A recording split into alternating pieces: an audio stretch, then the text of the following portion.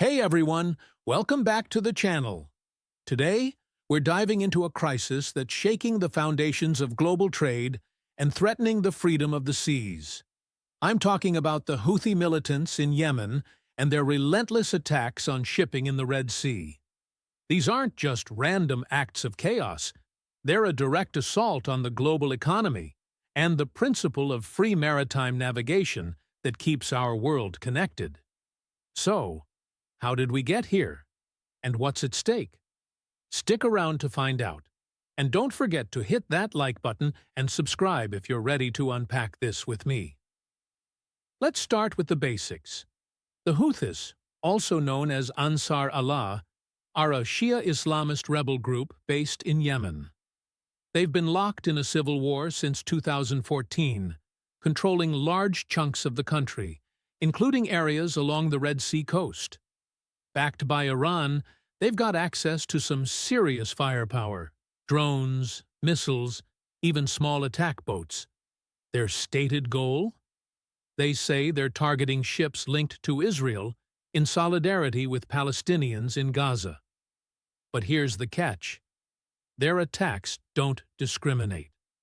Since late 2023, they've hit over 130 vessels, many with no clear ties to Israel, turning one of the world's busiest trade routes into a war zone. This isn't just a regional squabble. The Red Sea is a lifeline for global trade, and the Houthis are choking it off. But how does that ripple out to the rest of us? Let's break it down.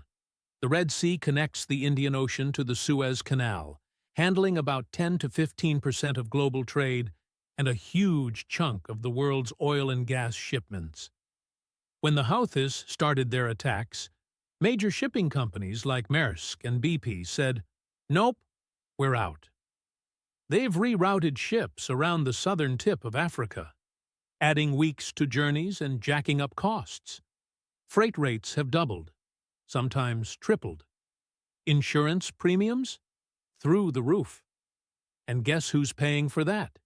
You and me, through higher prices for everything from electronics to groceries. Think about this. A container ship from Asia to Europe now takes 25% longer to arrive. That's not just a delay. It's a disruption. Factories are shutting down waiting for parts, and supply chains are in chaos.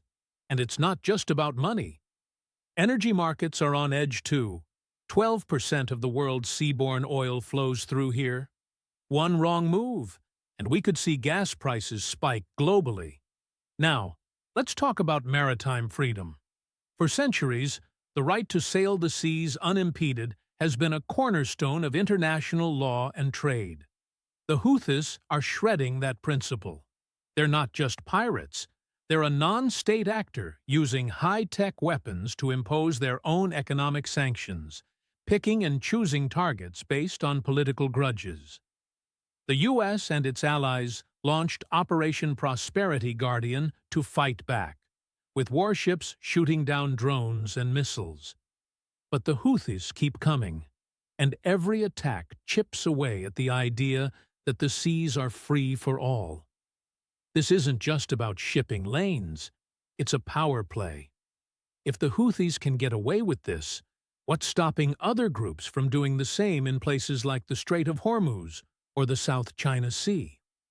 Freedom of navigation isn't just a nice idea. It's the backbone of our interconnected world. So, where does this leave us? The Houthi attacks are more than a regional headache. They're a global crisis, hitting our wallets and challenging the rules that keep trade flowing. The U.S. and its allies are pushing back, but as long as the conflict in Gaza and Yemen drags on, this isn't going away. What do you think? Can we stop this? Or are we headed for a new era of maritime mayhem? Drop your thoughts in the comments below. And if you found this deep dive helpful, smash that like button and subscribe for more. Until next time, stay curious, and see you in the next one.